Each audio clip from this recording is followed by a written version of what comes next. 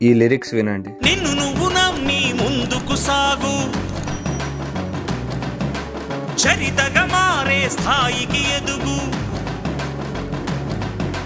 నీలో శక్తి ఉన్నది, దాన్ని పదును పెడితే ఫలితం ఉన్నది, మంచి రోజు రేపే ఆరంభించవా. అరే ఎవరి గుణం ఏమిటో ఎవరి బలం ఏమిటో చూసింది ఎవరంట, అరే విత్తనము చిన్నదంట మర్రి చెట్టు పెద్దదంట కొంతకాలం ఆగమంట.